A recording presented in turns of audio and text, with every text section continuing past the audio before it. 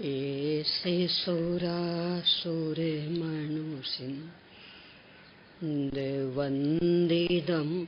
धोदेघायिकं विमलं प्रणमामि वर्धमानं तीर्थं धम्मसेकतारम्।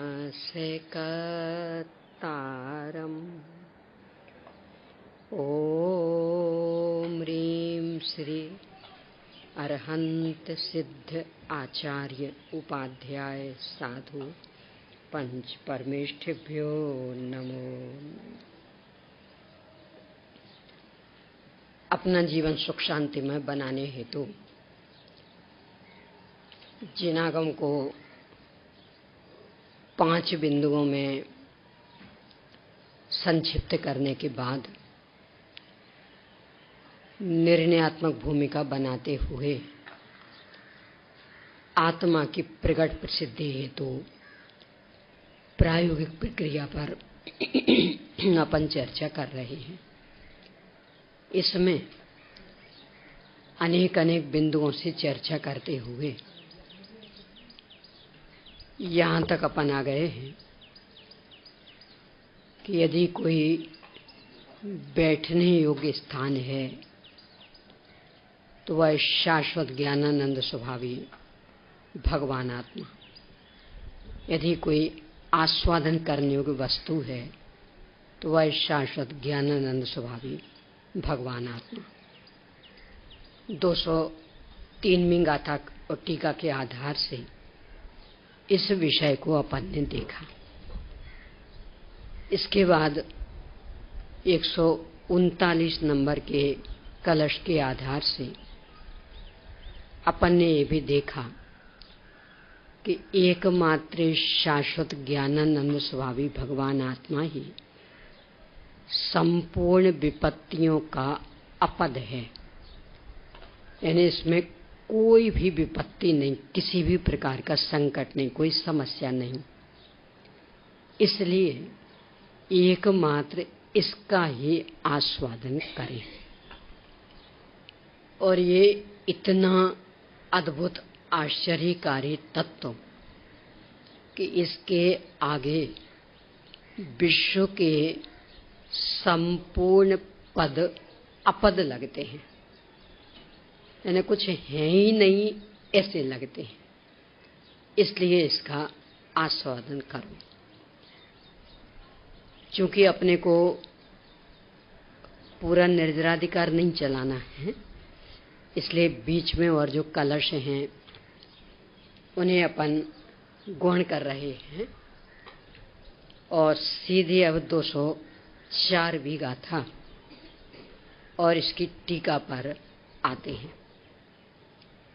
विषय ये है कि आपने तो कह दिया कि जो शाश्वत ज्ञानानंद स्वभावी भगवान आत्मा एकमात्र यही बैठने योग्य है, यानी यही वह स्थान कि जहाँ से कोई हटाएगा नहीं, और यही आस्वादन करने योग्य है।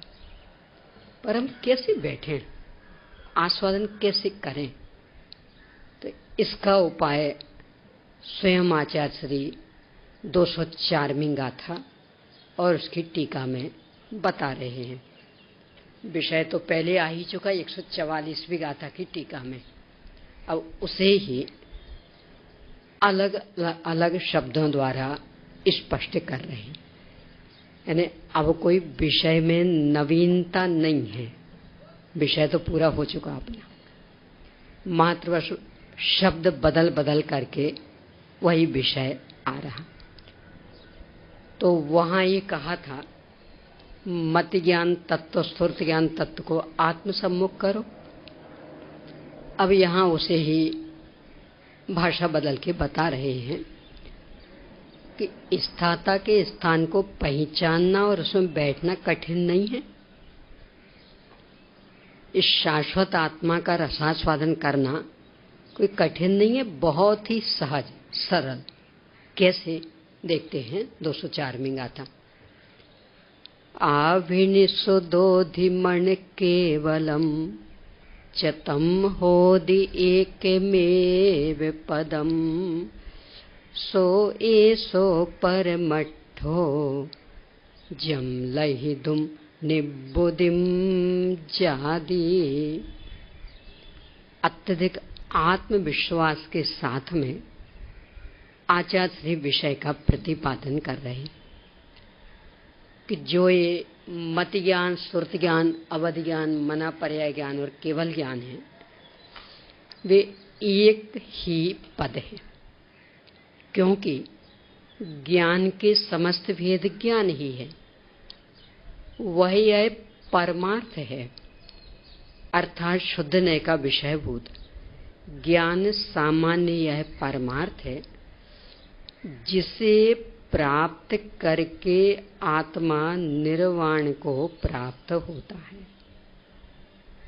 ये फल बता रहे हैं आचार्य श्री कि ये जो अपना ज्ञान गुण, उसकी अनादि अनंत कालीन अनंतानंत पर्याय, जिन्हें की जानने की प्रक्रिया की अपेक्षा और जानने में आने वाले विषयों की अपेक्षा 5 भेदों में विभक्त किया जाता। ये चर्चा अपने 2 बार हो चुकी कि ज्ञान के भेद किस तरह पढ़ते। तो 5 भेदों में विभक्त कर देते हैं, मत ज्ञान, श्रुत ज्ञान, अवधि ज्ञान, मना पर्याय ज्ञान, केवल ज्ञान। पर वास्तव में 5 नहीं है, एक ज्ञान पद है। देखो अपन लिखे हैं तो उसमें भी एक ज्ञान पद आ जाएगा। अपन ने क्रमशः लिखा मति ज्ञान, श्रुत ज्ञान, अवधि ज्ञान, मना पर्याय ज्ञान, केवल ज्ञान। 5 लिख ले, एक खड़ी लाइन बीच में खींच दो। इस ओर तो मति, श्रुत, अवधि, मना पर्याय केवल, इस ओर ज्ञान ज्ञान ज्ञान ज्ञान ज्ञान। तो क्या हुआ? कितने पद हुए?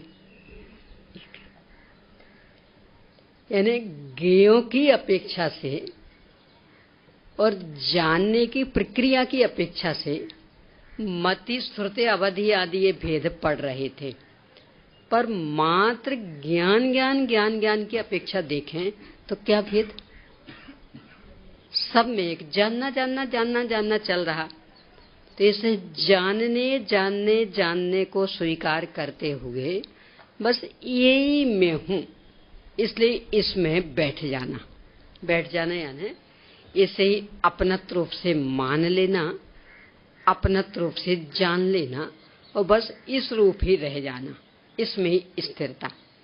ये है बैठने की पद्धति। और ये जहां किया तो चूंकि जानना जानना जानना मात्र है और लोक में भी ज्ञान तो सुखद होता है। किसी भी विषय का अज्ञान चल रहा हो और फिर आपने प्रयास किया और जानकारी हो गई तो खेद होता कि आनंद आता? तो एक लौकिक ज्ञान में भी जानकारी में आनंद आता है, जबकि उसका कोई ठिकाना नहीं। पहले चर्चा कर चुके, काय का विज्ञान है, आफत वाला है। तो ये जो वास्तव में जानने वाला तत्व है, यदि ये ज्ञात हो गया तो समस्याओं के लिए कहां अवसर, और इसमें स्थिर हुए तो अब परोन्मुखी वृत्ति के लिए कहां अवसर रहा। तो स्वरूप में पूर्ण स्थिरता हुई कि निबुद्धिम जादी, नियम से निर्वाण दशा को प्राप्त करता है। आचार्य श्री तो इतने आत्मविश्वास से कह रहे कि मोक्ष चाहिए है ना, कि हाँ तो ये करो। अधिकांशतया आचार्य श्री मोक्ष के स्थान पर निर्वाण शब्द लिखते हैं। आपने अभी कल्याणक में भी निर्वाण कल्याणक ज्यादा प्रसिद्ध, अपन कह देते हैं मोक्ष कल्याणक, पर लिखा तो मिलेगा निर्वाण कल्याणक। कारण क्या? बहुत दमदार शब्द है। क्या दम?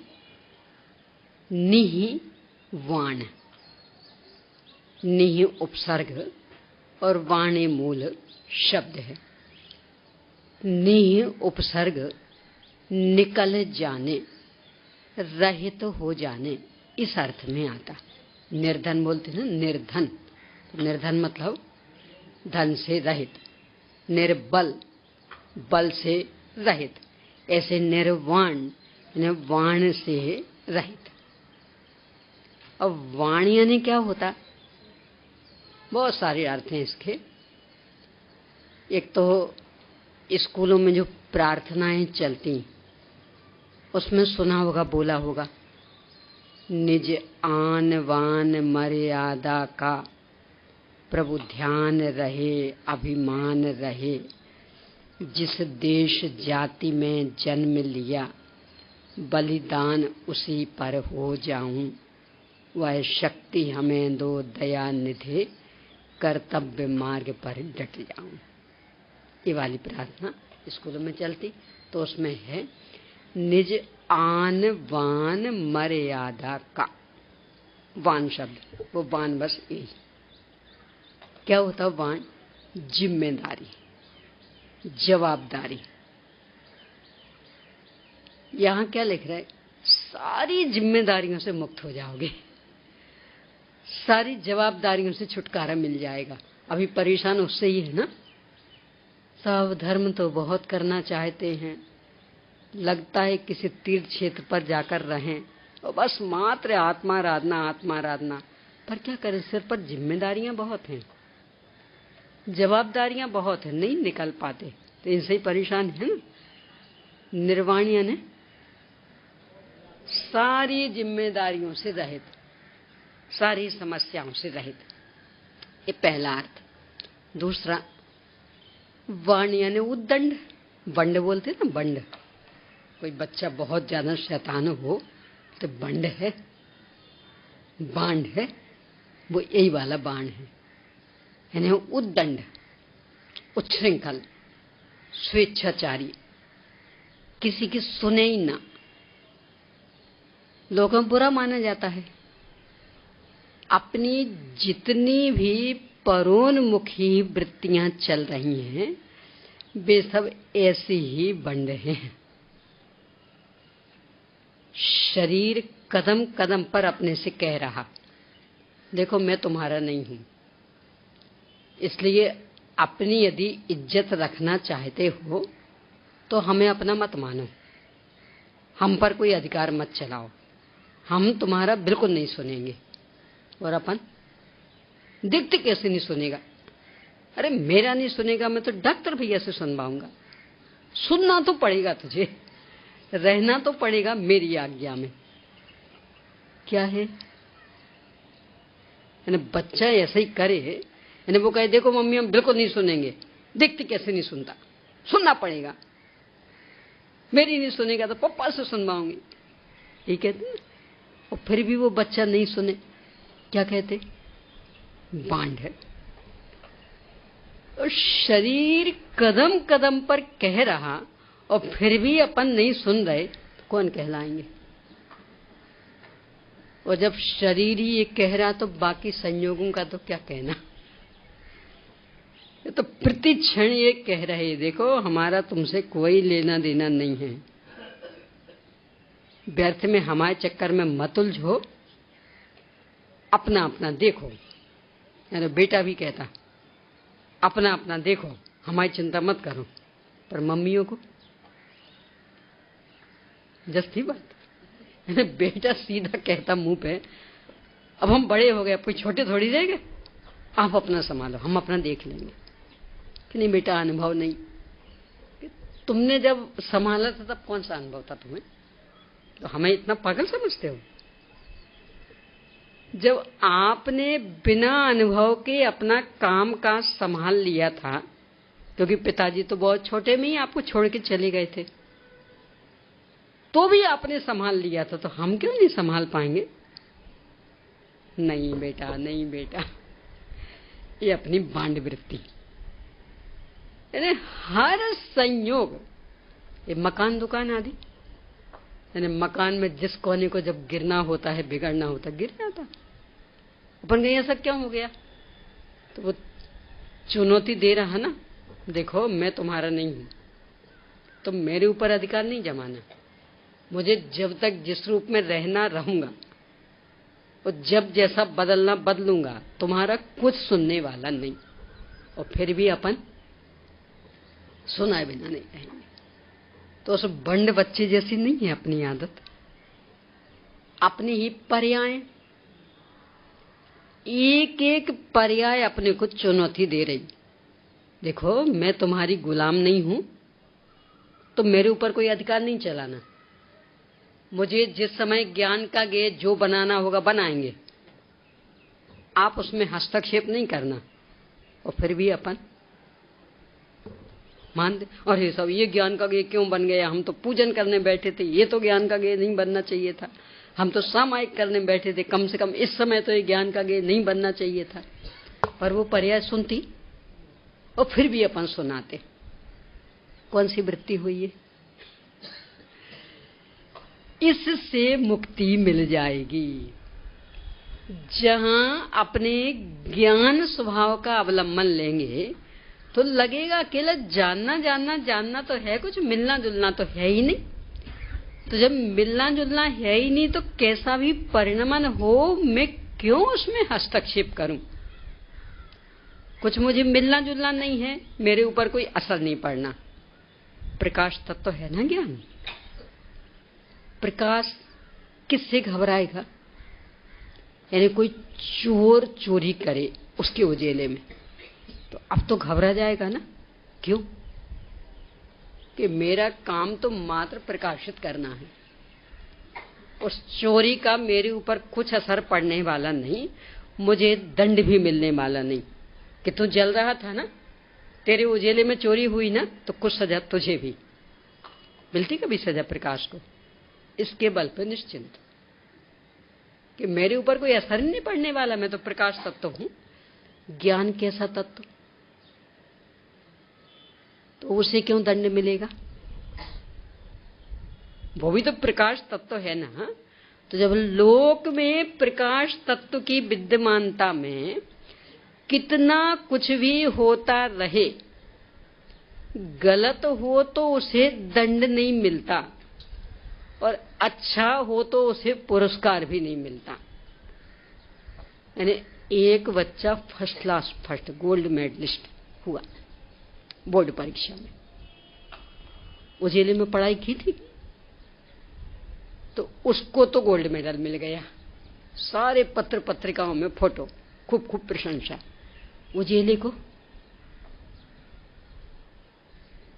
जिस लाइट में उसने पढ़ाई की थी, उसे क्या मिलेगा? यानी गलत काम हो प्रकाश की विद्यमानता में तो उसकी सजा नहीं मिलती, और कोई बढ़िया काम हो जाए तो उसका पुरस्कार नहीं मिलता। तो फिर प्रकाश तत्व क्यों आंदोलित होगा? यानी हमारे ऊपर कुछ असर ही नहीं पड़ना, हमें कुछ मिलना जुलना ही नहीं। बढ़िया हो तो और बुरा हो तो हम तो वैसे के वैसे। ज्ञान भी प्रकाश तत्व है, बस जानना उसका काम है। गलत का दंड नहीं मिलना उसे, और सही का लाभ नहीं मिलना उसे। यानी कुमति ज्ञान रहा निगोद की। शरीर में अत्यंत आसक्ति, भाव कलंक की प्रचुरता, तो ज्ञान कितना दंडित होगा? और फिर होते होते होते सर्वज्ञ हो गया। वहां पूर्ण वीतरागता, अपने स्वरूप में पूर्ण लीनता। ज्ञान को कितना पुरस्कार मिलेगा? तो फिर ज्ञान आंदोलित क्यों हो? वो दुविधा में क्यों फंसे? इसके बल पर वह निर्वाण, यानी वंडता उसकी समाप्त, उद्दंडता समाप्त। तो सारी उद्दंडताओं से रहित, कि जब हमें कुछ मिलना जुलना ही नहीं है तो हम व्यर्थ में हस्तक्षेप क्यों करें, क्यों टोका टोकी करें? तो उन उद्दंडताओं से रहित। पहला अर्थ क्या बताया था? जिम्मेदारियां, जवाबदारियां, उन सब से मुक्त। दूसरा अर्थ उद्दंडताएं, अब उद्दंडताएं में सब लगा लेना, मिथ्या दर्शन, अविरति, प्रमाद, कषाय, योग, पर में हस्तक्षेप कर रहे नहीं इसी माध्यम से, तो इन सारी उद्दंडताओं से रहित। वाण का एक अर्थ होता शल्य। वाण तो चुभता है, किसी को लग जाए तो चुभेगा। शल्य, शल्य भी चुभती है। शल्य के कितने भेद होते? 3। कौन कौन से? माया, मिथ्या, निदान। माया में छल कपट की मुख्यता, मिथ्या में असत्य की मुख्यता और निदान में चाहे की मुख्यता, आगे कुछ मिले। जब जानना अपना स्वरूप देखेंगे तो अब माया की मुख्यता यानी छल कपट की मुख्यता कैसे करेंगे? कोई जान ना ले, किससे छिपोगे? यानी लाइट जल रही है, अब ये विकल्प किसी को आएगा कि जल तो रही है पर मुझे प्रकाशित ना करे। आएगा? क्यों नहीं आएगा? अरे उसका काम ही प्रकाशित करना है। तो जब वो जल रही है और आप यहां बैठे हैं तो प्रकाशित नहीं होंगे तो क्या होगा? ऐसे ज्ञान है और फिर कहें नहीं हम जानने में नहीं आ जाए, हमारा छल किसी को पता ना लग जाए कि कौन से तत्व आप? ज्ञान तत्व। पता नहीं लग रहा आपको? अरे दूसरों को तो पता जब लगेगा तब लगेगा, स्वयं को तो अब छिपने के लिए अवसर है कहीं। और दूसरे भी अनंत अनंत जीव हैं ज्ञान वाले, तो अब छिपाने के लिए अवसर है। तो अब माया शल्य रहेगी। वो कल वाला उदाहरण याद कर लेना, बांसुरी और ढोलक का। ये पोलों से घबराहट नहीं है, पोलें तो जनता स्वीकार कर लेती है, पर यदि आपने ढकी तो बदनामी ज्यादा होगी। यानी तो सब मानते हैं कि आखिर गृहस्थ हैं, संसारी हैं, तो पोलें तो होंगी, कमजोरियां तो होंगी, सब स्वीकार कर दे। पर यदि आपने दिखावा किया तो, यानी हैं पोले और ढकने की कोशिश की तो बदनामी मिलेगी। यहां जैसे ही अपने को ज्ञान तत्व स्वीकृत हुआ तो क्या स्वीकृति हुई कि ये प्रकाश तत्व है, इसलिए इससे छिपने के लिए कहीं अवसर ही नहीं है। कहीं चले जाना, आलोक आकाश में चले जाएंगे तो कि पहली बात तो जाना ही असंभव, और दूसरी बात वहां भी चले जाएंगे तो छिप कैसे जाएंगे? भगवान आलोक आकाश को नहीं जान रहे।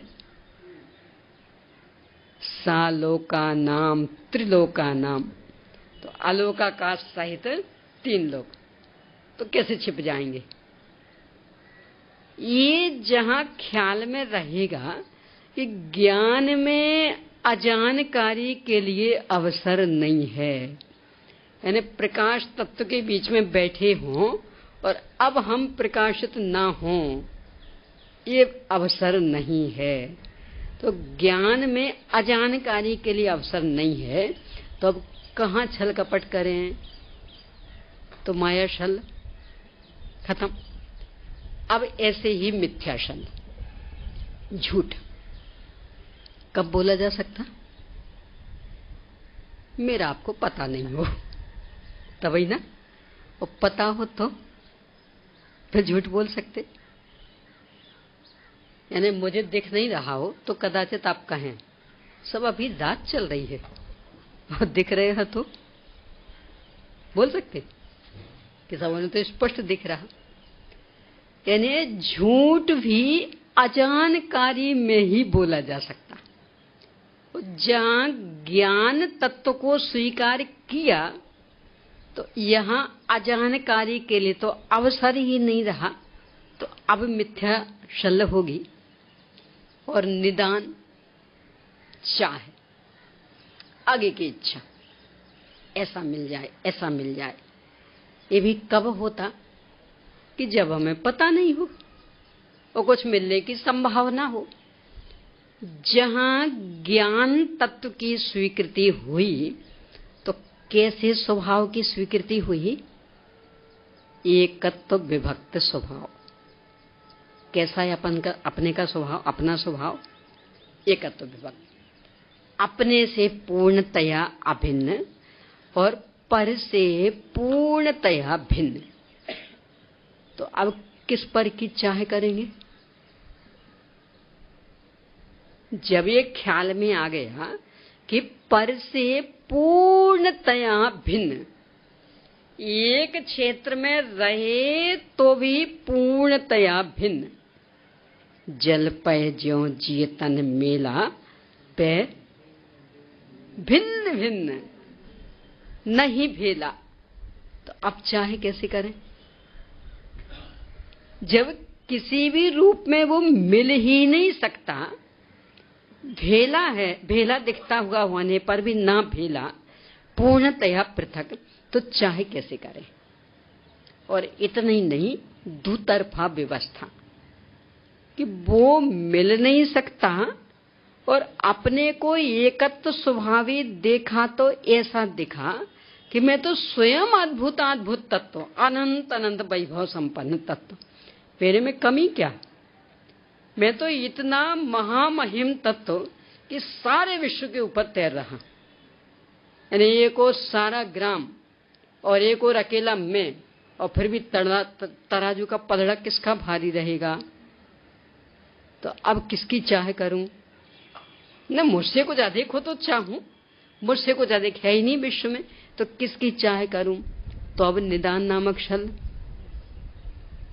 यानी ज्ञान तत्व को स्वीकार किया तो वाण यानी जो शल, किसी भी शल के लिए अवसर नहीं रहेगा।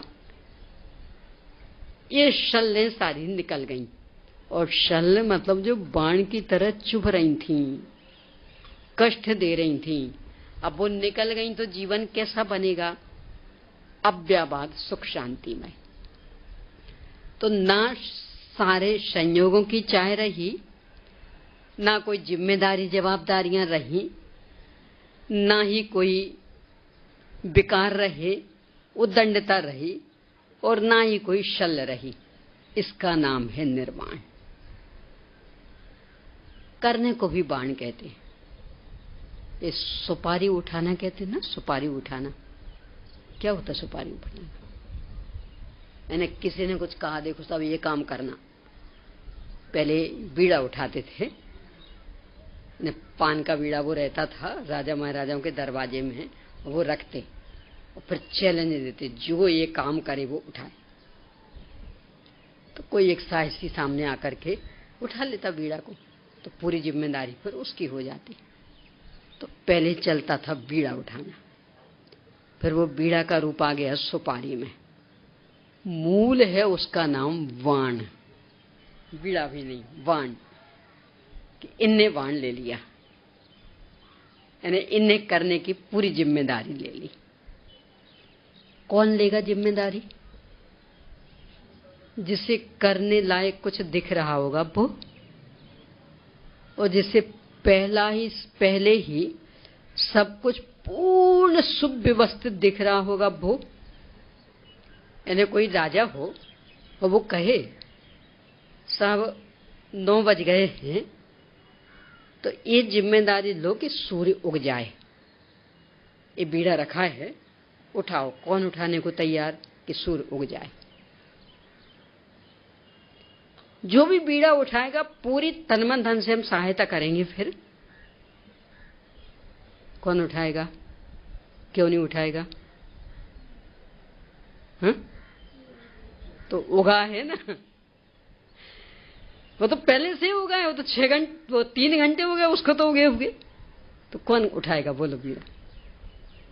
यानी जो काम पहले से ही पूर्ण सुव्यवस्थित हो रहा है, हो चुका है, अब उसको लेकर के बीड़ा कौन उठाएगा? और उठाए तो कौन माना जाएगा? और कदाचित तो उठा ले तो प्रयास करे तो कितनी सफलता मिलेगी? मिलेगी ना। सूर्य कहेगा मैं तो पहले से उग चुका हूं, 3 घंटे हो गए मुझे उगे हुए। यदि तुम अंधे हो तो जरा अपनी आंखों की जांच कराए आओ, मुझे उगाने की कोशिश मत करो, मैं तो उगा हूं। तुम्हें नहीं दिख रहा हो तो आंखों की जांच कराए आओ, दिखने लगेगा। ऐसे ही ज्ञान तत्व को जहां स्वीकार किया तो सारा विश्व कैसा दिखेगा? होता स्वयं जगत परिणाम, मैं जग का करता क्या काम, ऐसा देखेगा। सारा विश्व सुव्यवस्थित, द्रव्य से भी, गुण से भी, पर्याय से भी, संयोगों से भी, वियोगों से भी, सब जो भी हो रहा सब पूर्ण निर्धारित, सुव्यवस्थित, सुनिश्चित। तो अब किस काम का बीड़ा उठाएं? यानी सब कुछ पूरा सुनिश्चित दिख रहा तो कौन सा बाण अपने सिर पे लेंगे? सब ये करेंगे, हम करेंगे। और करने का बोझ ही पीसता है अपने को। एक दिन चर्चा की थी ना, काम कुछ नहीं है सिर पे और एक क्षण के लिए फुर्सत नहीं। काम सिर पर कुछ नहीं और फिर भी इतना काम दिख रहा कि 1 सेकंड की फुर्सत नहीं। गधा मजूरी, काम तो कुछ कर नहीं पा रहे। क्यों? अपनी सीमा कहां तक? पहले आ चुकी चर्चा, विकल्प। और काम कार्य विकल्पों से नहीं होता, मूर्ख व्यर्थ ही बोझा ढोता, जगे नाथ पुरुषार्थ अनुपम, सौख्य अपारा रे, प्रभु में ज्ञायक तत्व केवल जानन हारा रे। यानी अपनी सीमा कहां तक थी? विकल्प। किसी भी काम में उसका प्रवेश था कि सब नहीं, हम तो बहुत करते। यदि करते होते ना तो सूरत ही बदल जाती। देखो, अपनी संतान का बढ़िया से बढ़िया भविष्य बनाने की चिंता किन माता पिता को नहीं होती? कदाचित और कोई उल्टा सोच सकता, पर माता पिता कभी संतान का बुरा सोच सकते हैं? स्वप्न में भी सोच सकते? बल्कि इतना सोचते हैं कि मेरा तो जो हुआ सो हुआ, बच्चों का ऐसा नहीं होना चाहिए। हम रह गए पीछे तो रह गए, बच्चों को तो बिल्कुल नंबर 1 पर लाके रहेंगे। और तन मन धन सब से प्रयास करते। पर ईमानदारी से अपना अपना विचार कर लेना। यहां सब बैठे, माताएं भी पिता भी, तो कौन से माता पिता हैं ऐसे कि जो ये पूरे विश्वास के साथ कह सकें कि मैंने अपने बेटे को ऐसा ही बनाने का सोचा था जैसा कि ये बन गया, इसलिए मैं पूरा संतुष्ट। बोलो, कोई भी कह सकता है कोई संतुष्ट? अब वो मन महसूस के संतुष्ट हो जाना कि क्या करें, सब प्रयास तो खूब किया, अब नहीं तो जितना हुआ वो तो नहीं अच्छा, तो वो तो मन महसूस करना होगा। पर मूल में कोई संतुष्ट है क्या? ऐसा चाहत था क्या? और प्रयास में कोई कमी रखी थी? कोई कंजूसी की थी? भरसक प्रयास, जी तोड़ मेहनत की, और फिर भी तो अपनी सीमा कहां तक सिद्ध हो गई? विकल्पों तक। यानी सामने तो जिसका जैसा परिणमन होना वैसा होगा, हमारे विकल्पों के अनुसार होने वाला नहीं। ज्ञान तत्व में जहां इसकी स्वीकृति हुई तो अब किस कार्य का भार लेंगे कि हमारे हाथ में हो और कहीं अव्यवस्थित दिख रहा हो तो हम भार लें, जिम्मेदारी संभालें कि ठीक है, सब ये करते हैं ना तो व्यवस्थित नहीं करते, कल से हम किया करेंगे अत्यंत व्यवस्थित। तो अव्यवस्थित दिख रहा हो तब तो ये विकल्प खड़ा होगा, और पहले से पूरा व्यवस्थित दिख रहा और हमें अपनी सीमा बराबर ख्याल में आ रही, तो अब तो कृत कहीं कुछ करने के लिए ही अवसर नहीं, इसलिए वो बीड़ा उठाने के लिए अवसर नहीं, इसलिए वो सुपारी लेने के लिए अवसर नहीं, प्रलोभन में फंसने के लिए भी अवसर नहीं। कितनी तो प्रलोभन की वशीभूत होकर के सुपारी उठा लेते ना, यानी किसी ने किसी को मरवाने के लिए षड्यंत्र रचा, बुलाए कि नहीं गुंडों आदि को, उठाओ सुपारी, क्या मिलेगा? लाख नहीं, 50 लाख नहीं, 1 करोड़ नहीं, चलो अच्छा 5 करोड़, ठीक है। किस लिए उठा ली सुपारी? 5 करोड़ के प्रलोभन में।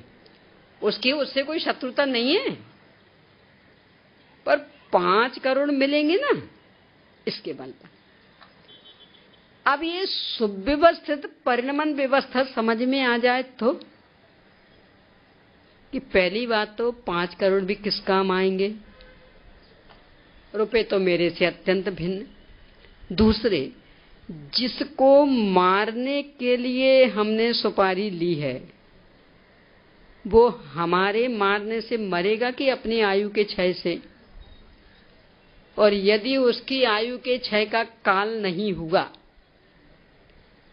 तो उसका तो बाल बांका होने वाला नहीं है, हमारी पूरी जिंदगी अवश्य ही जेल में बीतेगी। फिर वो 5 करोड़ किस काम आएंगे? बढ़िया मकान बना लेंगे पर हमें तो जेल में रहना पड़ेगा, तो हमारे किस काम आए? तो ज्ञान तत्व जिसको ख्याल में आ जाएगा, अब वो प्रलोभन के चक्कर में फंसेगा तो अब वो सुपारी लेगा, यानी सारा कर्तृत्व का भार समाप्त। वहां पर का पूरा कार्य सुव्यवस्थित दिख रहा इसलिए, और स्वयं अनंत वैभव संपन्न दिख रहा इसलिए, तो अपना अनंत वैभव दिख रहा इसलिए प्रलोभन के लिए अवसर नहीं। क्या दोगे? 5 करोड़ तो हमारे किस काम आएंगे? वो कदाचित सुविधाएं जुटाएंगे तो शरीर के लिए, और शरीर को तो सुविधाओं की आवश्यकता नहीं। और मेरे लिए, कि मेरे लिए जड़ किस काम का?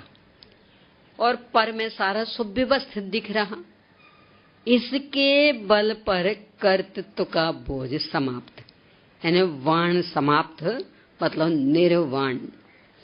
यहां आचार्य कह रहे हैं कि यदि ये काम किया, यानी ज्ञान की जितनी भी पर्यायें हैं उन सबको यहां 5 में समेटा, और यदि इन 5 में जो एक ज्ञान ज्ञान ज्ञान ज्ञान व्याप्त है उसे देख करके, उसे अपनत रूप से स्वीकार करके इसमें ही संतुष्ट हुए तो नियम से निर्वाण को प्राप्त होगे।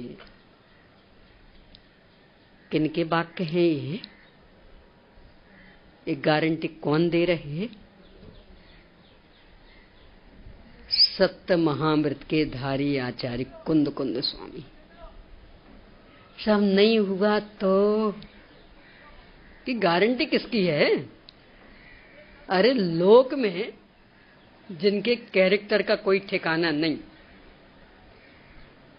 और उनकी भी गारंटी, और आजकल तो गारंटी का अब तो वारंटी रहती है, गारंटी थोड़ी रहती चीजों की, अब तो वारंटी। और किनकी? जिनका कैरेक्टर का कोई ठिकाना नहीं, वे भी यदि वारंटी देते हैं तो इसके बल पर माल खरीद लेते ना। सही गारंटी वारंटी तो है ना, खरीद लेते। और जबकि इतना लूज कैरेक्टर की कदम कदम पर ख्याल में आता, और तो भी विश्वास कर लेते। ये किनकी ओर से गारंटी? सत्य महाव्रत के धनी, परम सामायिक चारित्र का पालन करने वाले, लोज कैरेक्टर नहीं,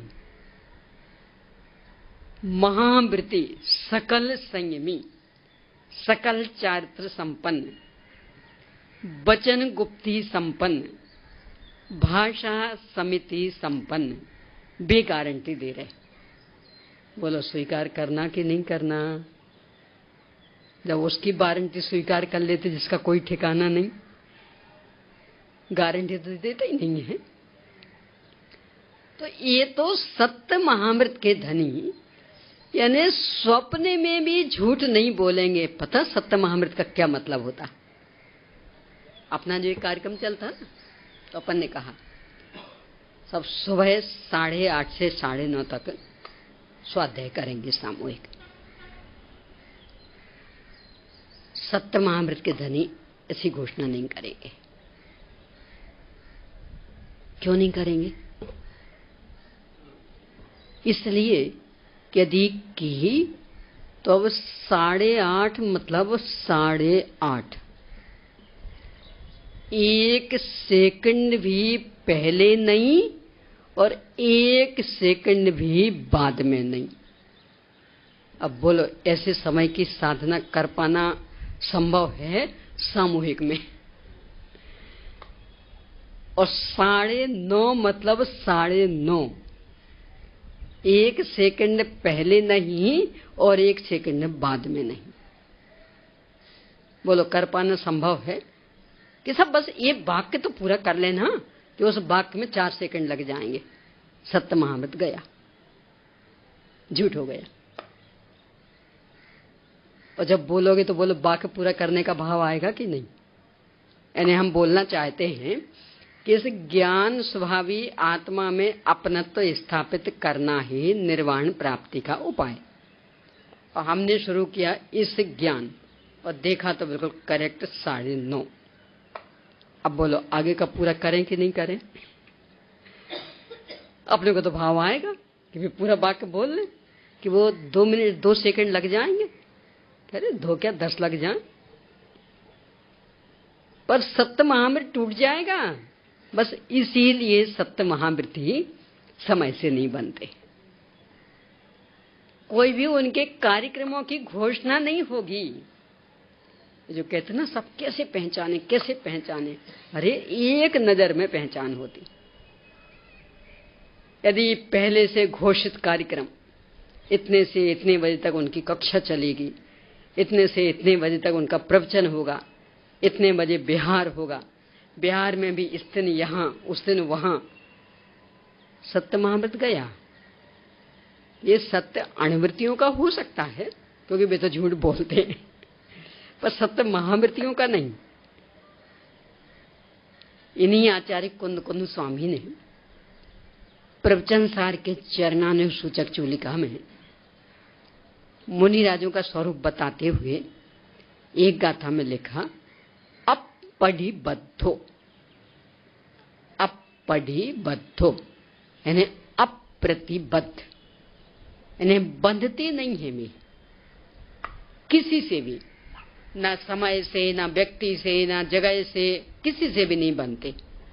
तो अपन ने घोषणा की ना कि 8:30 से 9:30, यानी हम समय से बंध गए।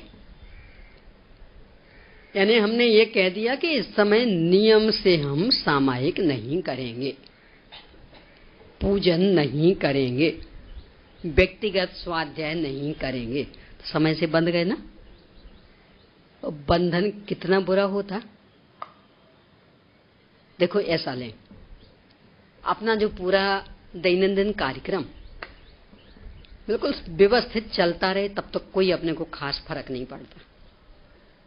पर किसी दिन ऐसा हो गया हो, रात को कोई मिलने जुलने वाले आ गए, भले वो तात्विक चर्चा आदि में ही पर बैठ गए, तो काफी रात हो गई, नींद का समय निकल गया। तो अब लेटे तो नींद ही नहीं आई। अब बार बार घड़ी में देख रहे, 2 बज गए, 2:30 बज गया, 3 बज गया, 3:30 बज गया। नींद नहीं लगी। अब क्या होगा? हे भगवान, 3:30 बज गए, 8:30 बजे स्वाध्याय करवाने जाना है। यदि अब नींद लग गई और फिर 4 बजे नहीं खुली तो क्या होगा? कब पाठ करेंगे, कब सामायिक करेंगे, बाकी दिनचर्या से कब निवृत्त होंगे, कब पूजन करेंगे, फिर कब स्वाध्याय में जाएंगे? बोलो, कहां से आकुलता सताने लगी? करना तो कब है? 8:30 पे, और चिंता कब से सता रही? 3:30 बजे से। अपने को तो आकुलता बर्दाश्त करने की आदत बन गई ना, इसलिए ले लेंगे ऐसी जिम्मेदारी। पर जिन्होंने इस शरीर संबंधी आकुलता को भी छोड़ दिया कि इसे 2 रोटियां मिलनी हो तो मिले, नहीं मिलनी हो तो नहीं मिले, हमें इसकी भी जिम्मेदारी अपने सिर पर नहीं लेंगे, तो वे इन सबकी जिम्मेदारी अपने सिर पर कैसे लेंगे? यानी 8:30 पे आने का मतलब अकेले 8:30 नहीं समझना। देखो, आप लोग भी अपना अपना लगा लेना। आते तो 8:30 पे, आकुलता कब से होने लगती? मान लो घर में दूध चाय हो रहा, जल्दी करो कि कर लेंगे ना। अरे हमें 8:30 पे जाना है ना। बोलो, कब से आकुलता होती? वो नहाने धोने से पहले से ही। यानी कदाचित एक ही लैट्रिन बाथरूम हो तो अरे जल्दी करना, कहा कि जल्दी हमें जाना है ना। कहां से आकुलता शुरू हो गई? यानी 8:30 पे आना इतना हंसी खेल नहीं है। 8:30 मतलब कोई सा भी समय जो भी निश्चित किया, तो समय की साधना आसान नहीं है। आगे पीछे कितना कितना संतुलन स्थापित करना पड़ता, समन्वय बना के चलना पड़ता, तब कहीं समय पर उपस्थित हो पाते। तो कितनी आकुलता होती। और वो समय की साधना के चक्कर में कभी कभी तो कसाएं बढ़ जाएं, बच्चों की पिटाई भी हो जाए। ये देर कर रहा, कितना इसको समझा दिया, दूध जल्दी पी लिया कर, बैठा है लिए, मुझे जाना है, इसने अभी तक दूध ही नहीं पिया, तो कदाचित पिटाई भी हो जाए। बोलो, कितनी आकुलता। जिन्होंने शरीर की भी चिंता छोड़ दी, वे ऐसी आकुलताएं मोल लेंगे, इसलिए वे समय से बंधते नहीं हैं। यानी उनकी दिनचर्या कोई समय से बंध के नहीं चलती। घोषणा नहीं होगी कि इतने से इतने बजे ये, और यदि घोषणा हो रही, गए काम से। वे देवशास्त्र गुरु वाले गुरु नहीं हो सकते यदि घोषित है कार्यक्रम, तो सत्य महामृत नहीं।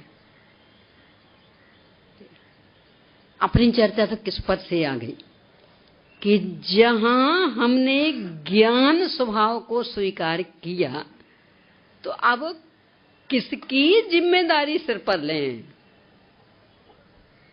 तो अब असत्य के लिए कहां अवसर रहा?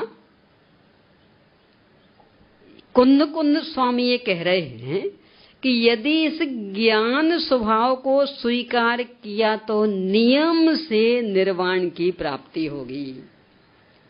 सत्य महामृति कह रहे हैं, बेगारंटी दे रहे हैं। भाषा समिति वाले, बचन गुप्ती वाले, यानी रत्ती पाई भी शंका करने के लिए अवकाश नहीं है। यदि चाहते हैं निर्वाण, तो इस मार्ग को स्वीकार करें। कैसे स्वीकार करें, कैसे देखें, अब इसकी चर्चा टीका में है, देखते हैं। आत्मा वास्तव में परमार्थ यानी परम पदार्थ है। पहले चर्चा आ चुकी ना, संपूर्ण विश्व के ऊपर मानो तैर रहा हो, एकदम स्पष्ट दिखता। जो गंदी चीजें होती ना, वे दबती हैं, वो अच्छी चीज। कचरे में कोहिनूर हीरा गिर गया हो, कचरे में दिखेगा नहीं दिखेगा? कैसे दिखेगा? उसकी चमक, यानी कचरा है पूरा, पर वो कोहिनूर हीरा है ना, तो उसका प्रकाश, उसकी चमक, तो वो छिप नहीं सकती। तो वो बता दे कि यहां है हीरा, आपको हीरा नहीं दिख रहा, पर उसकी चमक छिपा पाओगे?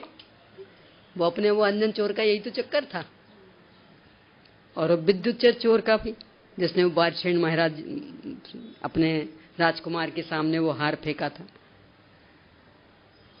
अंजन गुटका का प्रयोग कर रहे थे तो व्यक्ति तो नहीं दिख रहा था, पर वो हार की चमक क्यों नहीं छिपी? कि वो उच्च वस्तु है, बहुमूल्य वस्तु है, उसको छिपाना आसान नहीं। न कितने ही कुछ भी कर लेना। देखो मोबाइल वगैरह रखते हैं ना, मान लो बिल्कुल साइलेंट करके रखा हो और कहीं भी रखा हो तो भी उसका उचीला वो बता देगा आपका मोबाइल कहाँ रखा है। यानी कहीं से भी आता है तो बराबर ख्याल में आ जाता कि नहीं, वो लाइट जल गई तो पूरा उजेला, तो कहाँ रखा वो भी दिख गया। छिपा सकते हैं आप? जब एक मोबाइल को नहीं छिपा सकते, यानी उसका उतना सा उजेला कितना आता है, उसमें कितनी सी लाइट रहती, तो भी छिपा नहीं सकते। तो फिर एक ज्ञान तत्व और इससे बना हुआ पूरा भगवान आत्मा, ये कैसे छिपेगा? तो ये परम पदार्थ है, सर्वोत्तम पदार्थ, सारे विश्व के ऊपर तैर रहा है, इसलिए छिपने के लिए अवसर नहीं है। निरंतर नित्य उद्योतमान, चकचकायमान। कब छिपा है? सूर्य तो कदाचित छिप सकता है, रात को तो छिप ही जाता है, दिन में भी बादलों से छिप सकता, पर एक ज्ञान तत्व नित्य उद्योतमान, इसके ऊपर कोई बादल आने वाले नहीं कि सब कर्म पटल है ना। भक्तामर स्तोत्र में आदिनाथ भगवान का स्तवन करते हुए लिखा कि आपकी उपमा, आपके लिए उपमा सूर्य से नहीं दे सकते। क्यों? ये तो छिप जाता। आप तो क्या लिखते हुए? नित्योदयं दलिते मोहे महांधकारम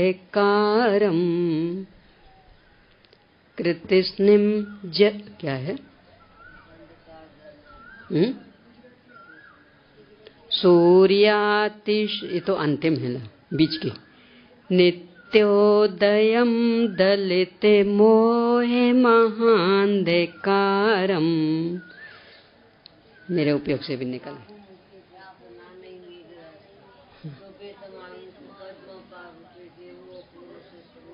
ये अतिशय सूर्य, कि ये सूर्य तो मात्र इस अंधकार को मिटाता होगा, पर आप तो मोह रूपी अंधकार, और ये सूर्य तो बादलों से, रहने दो, हो गया काम, हो गया भाई, अर्थ समझने से मतलब।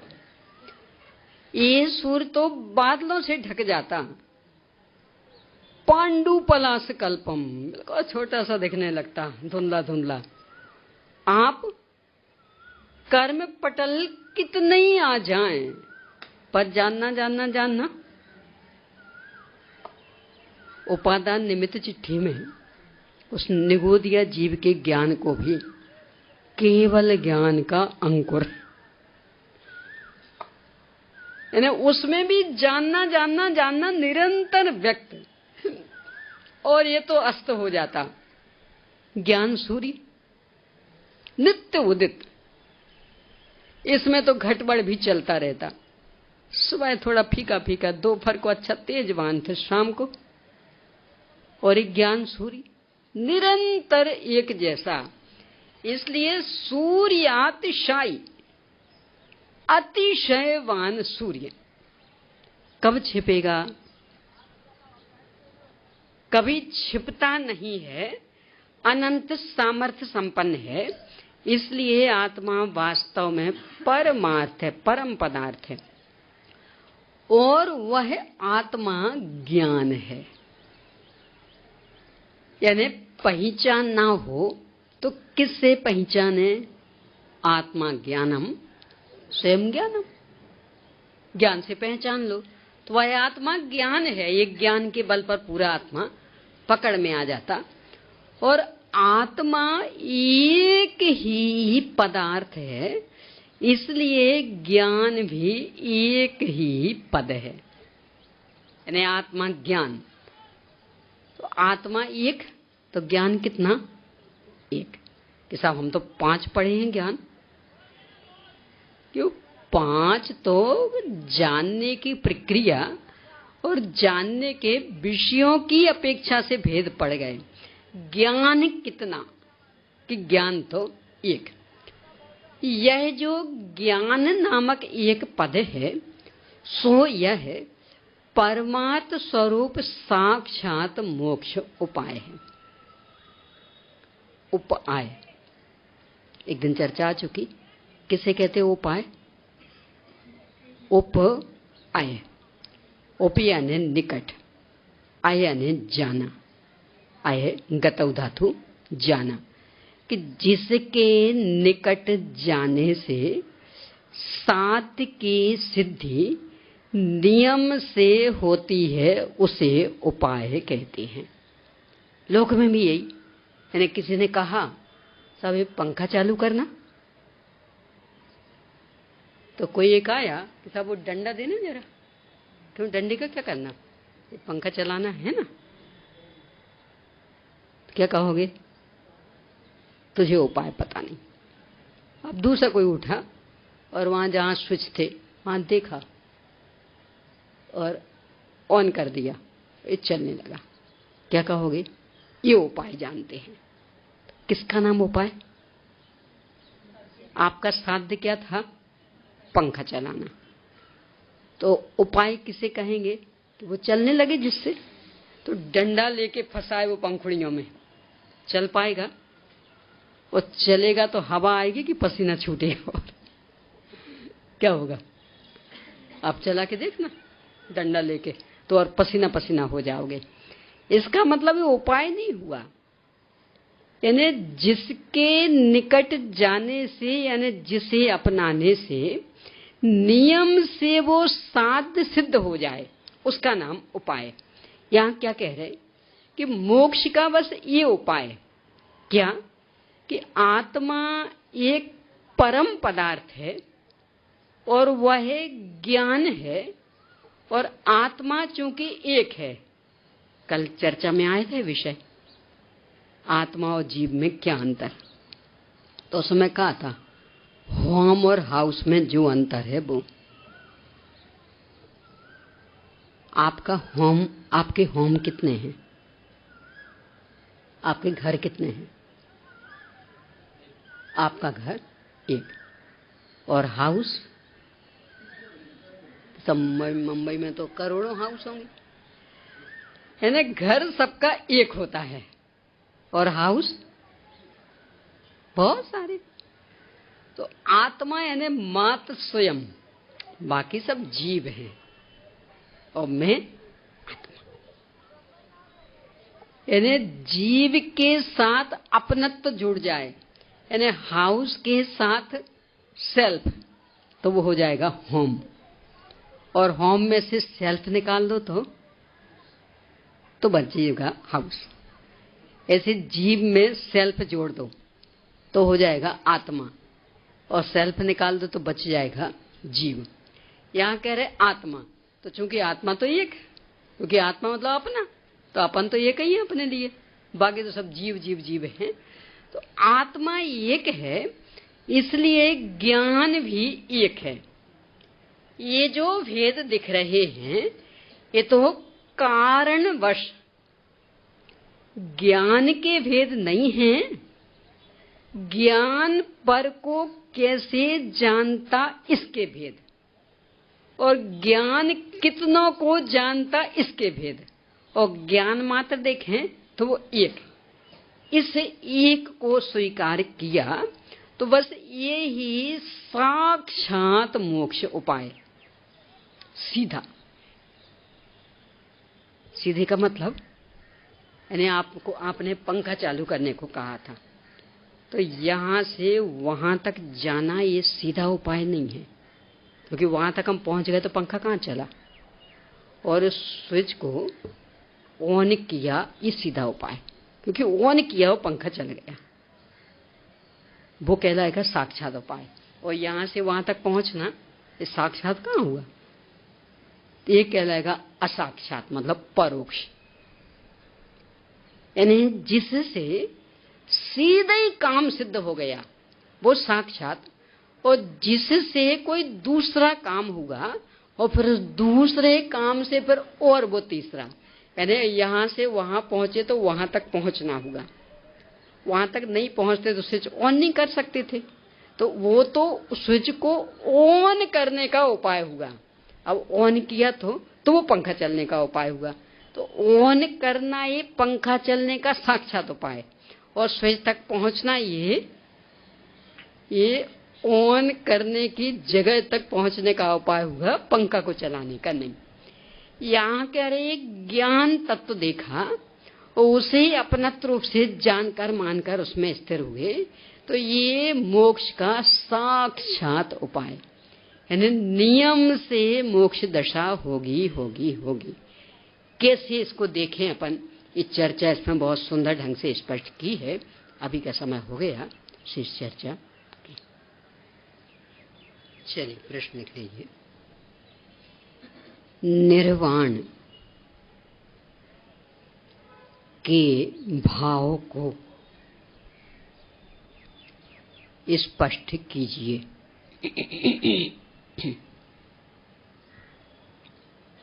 अगला, एक ज्ञान ही मोक्ष का साक्षात उपाय है। इसमें उपाय शब्द का अर्थ बताते हुए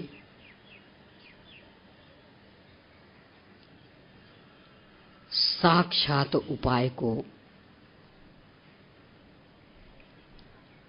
स्पष्ट कीजिए।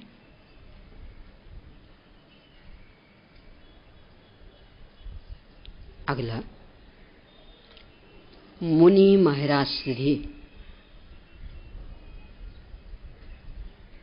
समय आदि से प्रतिबद्ध